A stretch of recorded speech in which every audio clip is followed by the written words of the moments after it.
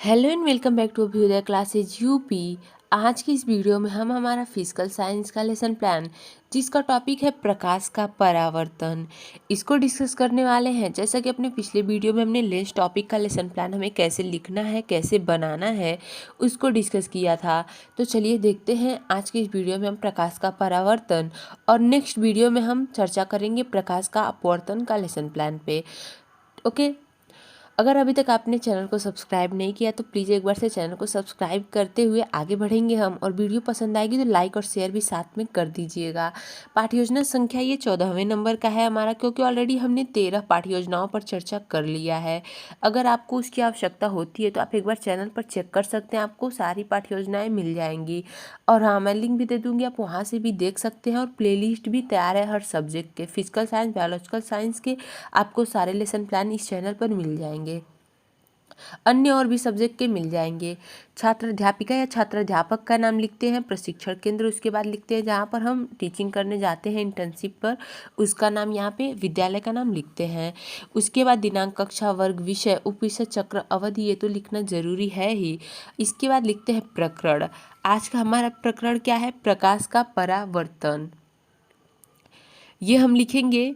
फिर हम लिखते हैं सामान्य उद्देश्य। सामान्य उद्देश्य में हम कुल 7-8 पॉइंट्स लिखते हैं। अगर आपने 1 से 5 तक पाठ्य योजनाओं में लिखा हुआ है तो आगे हम पूर्वत लिखते हुए भी आगे बढ़ते हैं, जैसा कि हम इस पर हर बार चर्चा करते हैं हर वीडियो में अपने। तो आप पूर्वत लिखते हुए या तो आगे बढ़ेंगे, या अगर आपको सामान्य उद्देश्य लिखने होंगे तो आप इसका एक बार स्क्रीनशॉट ले लेंगे। 7-8 पॉइंट्स के 7 पॉइंट्स हैं कुल यहाँ पे, इसका आप एक बार स्क्रीनशॉट लेंगे। फिर हम आगे बढ़ेंगे अपने विशिष्ट उद्देश्य, या जिसे हम अनुदेशनात्मक उद्देश्य भी कहते हैं, लिखते हैं। विज्ञान विषय में हम इसे अनुदेशनात्मक उद्देश्य लिखते हैं। इसमें हम कुल 3 उद्देश्य लिखते हैं, ज्ञानात्मक, बोधात्मक और क्रियात्मक उद्देश्य। तो सबसे पहले ज्ञानात्मक लिखेंगे, उसमें लिखेंगे छात्र प्रकाश के बारे में प्रत्यास्मरण कर सकेंगे। दूसरा लिखेंगे बोधात्मक में छात्र प्रकाश के परावर्तन की व्याख्या कर सकेंगे। फिर क्रियात्मक में लिखेंगे कि छात्र प्रकाश के ज्ञान का प्रयोग व्यवहारिक जीवन में कर सकेंगे। ये हो जाएगा हमारा अनुदेशनात्मक उद्देश्य। इसके बाद हम लिखते हैं सहायक सामग्री। सहायक सामग्री में लिखेंगे कि चार्ट पेपर पर बना चित्र। जो भी चीज़ें हम सहायक सामग्री में यूज़ करते हैं वो यहाँ पे हम लिख देते हैं सारी चीज़ें। उसके बाद शिक्षण विधियाँ लिखेंगे कि प्रश्नीकरण विधि, व्याख्यान विधि और प्रयोग प्रदर्शन विधि, ये सारी हम विज्ञान विषय में शिक्षण विधियाँ यूज़ करते हैं। ठीक है। इसके बाद पूर्व ज्ञान में लिख देंगे कि छात्र प्रकाश के बारे में सामान्य जानकारी रखते हैं। यह हमारा हो जाएगा पूर्व ज्ञान। पूर्व ज्ञान के बाद आते हैं हमारा सबसे इम्पॉर्टेंट प्रस्तावना का प्रश्न। सबसे ये हमारा महत्वपूर्ण होता है, क्या? प्रस्तावना का प्रश्न। इसको हम लिखते हैं, इसमें हमारा छात्र अध्यापिका कथन या छात्र अध्यापक कथन और छात्र या छात्रा प्रत्याशित उत्तर का 2 बॉक्स होता है, 2 कॉलम बनाते हैं। जिसमें पहले में हम करते हैं क्वेश्चन कि अंधेरा होने पर हम किस वस्तु का प्रयोग करते हैं। अंधेरा होने पर हम जिस भी वस्तु का प्रयोग करते हैं वो छात्र उसका आंसर करेंगे, जैसे मोमबत्ती, लैंप, बल्ब आदि का प्रयोग करते हैं, ये छात्र बताएंगे, आप लिख देंगे। फिर दूसरा प्रश्न लिखते हैं कि मोमबत्ती, लैंप, बल्ब आदि से हमें क्या प्राप्त होता है। छात्र बताएंगे कि हमें प्रकाश मिलता है, तो ये लिखेंगे कि प्रकाश मिलता है। उसके बाद हम मौन प्रश्न या समस्यात्मक प्रश्न करते हैं, जो है प्रकाश के परावर्तन से आप क्या समझते हैं। ये हमारा समस्यात्मक प्रश्न हो जाता है। ठीक है, यहाँ पे हम छात्र मौन या समस्यात्मक लिख देते हैं, यहाँ पे आप समस्यात्मक भी लिख सकते हैं। आगे बढ़ेंगे उद्देश्य कथन पर। उद्देश्य कथन में लिखेंगे आज हम प्रकाश के परावर्तन के बारे में अध्ययन करेंगे। उद्देश्य कथन के बाद अनुदेशनात्मक प्रक्रिया लिखते हैं। अनुदेशनात्मक प्रक्रिया जरूरी नहीं है कि हमेशा लिखाई जाए, बहुत से कॉलेज में इसे नहीं लिखवाया जाता है, बहुत से कॉलेज में इसे लिखवाया जाता है। तो अगर आपके कॉलेज में लिखवाया जाएगा तो आप यहाँ से इसे लिख लेंगे, नहीं लिखवाया जाएगा तो भी कोई दिक्कत नहीं है। इसमें कुल जितने हम शिक्षण बिंदु पढ़ाने वाले होते हैं वो सारी चीज़ें पहले ही उसका ब्यौरा दे देते हैं, यहीं पे विवरण दे देते हैं, वही सारी चीज़ें यहाँ पे होती हैं। आते हैं प्रस्तुतिकरण पर अपने। शिक्षण बिंदु, छात्र अध्यापिका क्रियाएं या छात्र अध्यापक क्रियाएं, छात्र छात्रा अनुक्रिया और श्यामपट्ट कार्य, कुछ इस प्रकार हम बनाते हैं इसके लिए। उसके बाद हम इसमें पहला शिक्षण बिंदु लिखते हैं। पहला शिक्षण बिंदु है हमारा प्रकाश का परावर्तन। ये हमारा पहला शिक्षण बिंदु, प्रकाश का परावर्तन। इसमें हम पहला क्वेश्चन करेंगे। जैसे हम विकासात्मक प्रश्न करते, ये आपके वाइवा में अक्सर पूछा जाता होगा या पूछा जाता भी है अक्सर, कि विकासात्मक प्रश्न किसे कहते हैं। तो शिक्षण बिंदु तक पहुंचने के लिए जो प्रश्न हम करते हैं वही विकासात्मक प्रश्न होते हैं हमारे, ठीक है। अक्सर पूछा जाता है ये एग्जाम में, मतलब वाइवा में। तो इसमें पहला क्वेश्चन हम करेंगे कि रात्रि में बिजली चले जाने पर क्या होता है। तो बताएंगे छात्र कि रात्रि में बिजली चले जाने पे अंधेरा हो जाता है, ये लिख देंगे। उसके बाद पूछेंगे कि अंधेरे को दूर करने के लिए क्या उपाय करते हैं। छात्र बताएंगे कि टॉर्च या लैंप जलाते हैं। ये लिखने के बाद अब हम पूछते हैं छात्रों से कि प्रकाश के परावर्तन से आप क्या समझते हैं। यहाँ पे हो जाते हैं छात्र मौन, हम लिख देते हैं छात्र मौन। ये लिखने के बाद पुनः आगे बढ़ते हैं हम, ठीक जस्ट इसके नीचे हम लिख देते हैं छात्र छात्रा ध्यान से सुनते हैं। स्पष्टीकरण पर आते हैं। अपने स्पष्टीकरण में लिखेंगे कि दर्पण में जब हम अपना चेहरा देखते हैं तो उसका प्रतिबिंब हमें परावर्तन के कारण दिखाई देता है, अर्थात प्रकाश की किरणें जब किसी वस्तु से टकराती है तो वे उसी माध्यम में लौट जाती है। इस घटना को परावर्तन कहते हैं। यदि परावर्तन की क्रिया न हो तो हमें कोई वस्तु दिखाई नहीं देगी, ठीक है। ये सारी चीज़ें हम अपने पहले शिक्षण बिंदु के स्पष्टीकरण के अंतर्गत लिख देते हैं सारी चीज़ें। इसे आप एक बार स्क्रीनशॉट लेंगे। साथ में श्यामपट्ट कार्य हम कर लेते हैं।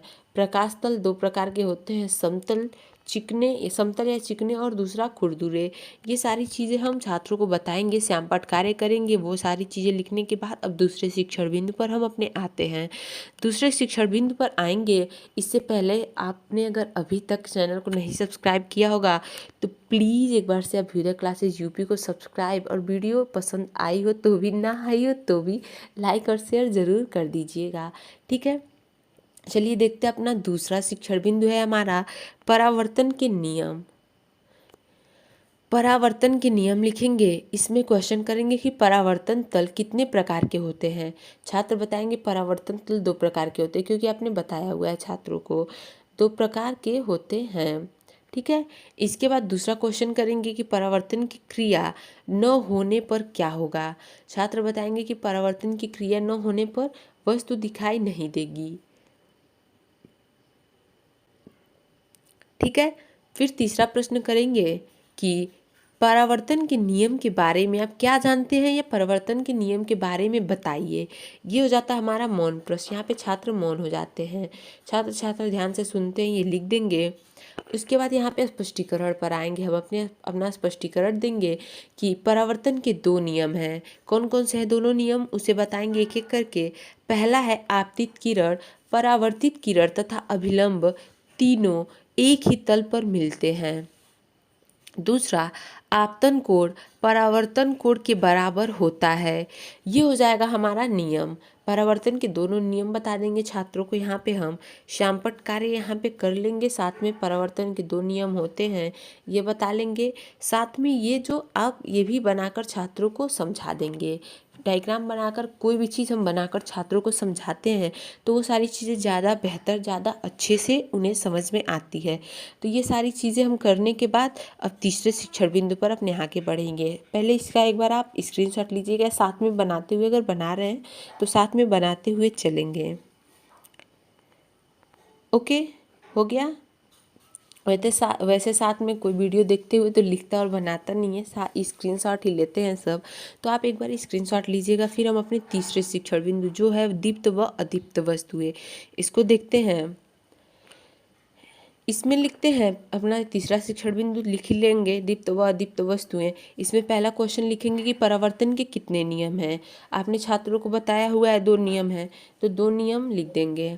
आपतन कोण सदैव किसके बराबर होता है, ये हमारा दूसरा क्वेश्चन है। छात्र बताएंगे आपतन कोण सदैव परावर्तन कोण के बराबर होता है। फिर तीसरा करेंगे दीप्त व अदीप्त वस्तुएं के बारे में आप क्या जानते हैं। यहाँ पे हो जाएंगे छात्र मौन, छात्र मौन लिख देंगे। छात्र मौन होने के बाद स्पष्टीकरण पर बढ़ेंगे। हम अपने स्पष्टीकरण लिखेंगे, जिसमें लिखेंगे प्रकाश उत्पन्न करने के आधार पर वस्तुएं दो प्रकार की होती हैं, दीप्त व अदीप्त वस्तुएं। पहले दीप्त वस्तुओं को अब बताएंगे, फिर अदीप्त वस्तुओं को बताएंगे। तो पहले दीप्त वस्तुएं हेडिंग लिख लेंगे। इसमें लिखेंगे कि जो वस्तु अपना प्रकाश स्वयं उत्पन्न करती है उसे दीप्त वस्तुएं कहते हैं। फिर दूसरा करेंगे दूसरा हेडिंग लिखेंगे, जो वस्तु अपना स्वयं का प्रकाश उत्पन्न नहीं करती अदीप्त वस्तुएं कहलाती हैं। ये हो जाएगा हमारा तीसरा शिक्षण बिंदु, यहाँ पे कंप्लीट। इसी के साथ यहाँ पे आप छात्र छात्रा ध्यानपूर्वक सुनते हैं, ध्यान से सुनते हैं, लिख लेंगे। इसके बाद आगे बढ़ते हैं हम निरीक्षण कार्य पर। अपने निरीक्षण कार्य में लिखेंगे छात्र अध्यापिका द्वारा छात्रों को, छात्र अध्यापक है तो छात्र अध्यापक लिखेंगे आप, द्वारा छात्रों को श्यामपट्ट कार्य उतारने का निर्देश दिया जाएगा तथा कक्षा में अनुशासन बनाए रखते हुए निरीक्षण कार्य किया जाएगा। ये हो जाता है हमारा निरीक्षण कार्य। इसके बाद हम लिखते हैं पुनरावृत्ति के प्रश्न या मूल्यांकन के प्रश्न। पुनरावृत्ति के प्रश्न में हम कुल 3-4 क्वेश्चन लिखते हैं, जिसमें पहला क्वेश्चन हमारा पहला क्वेश्चन सुनने से पहले अगर अभी तक आपने चैनल को सब्सक्राइब नहीं किया होगा तो प्लीज़ एक बार से वीडियो ख़त्म होने वाला है, एक बार चैनल को सब्सक्राइब और लाइक और शेयर भी वीडियो को ज़रूर ही कर दीजिएगा। देखते हैं पहला क्वेश्चन हमारा, प्रकाश के परावर्तन से आप क्या समझते हैं। दूसरा, प्रकाश स्रोतों के बारे में बताइए। तीसरा, प्रकाश के परावर्तन के नियम के बारे में बताइए। और चौथा है, दीप्त वस्तुएं किसे कहते हैं। ये हो जाता है हमारा पुनरावृत्ति का प्रश्न। फिर गृह कार्य देते हैं और उसी के साथ होता है हमारा पाठ्य योजना समाप्त। गृह कार्य के पहले बता दें कि नेक्स्ट वीडियो में हम प्रकाश का अपवर्तन इस पर चर्चा करने वाले हैं, इसका लेसन प्लान हमें कैसे लिखना है। ठीक है, गृह कार्य में लिखेंगे सभी छात्र घर से प्रकाश का परावर्तन लिखकर लाएंगे। और इसी के साथ यहीं पर होता है हमारा पाठ्य योजना समाप्त। सो गाइस, आज के वीडियो में बस इतना ही। मिलते हैं अपने अगले वीडियो में, तब तक के लिए चैनल से जुड़े रहें, जुड़ना नहीं भूलेंगे। जाते वक्त चैनल को यानी कि अभ्युदय क्लासेज यूपी को एक बार लाइक शेयर एंड सब्सक्राइब अवश्य ही करते जाइएगा। Thank you.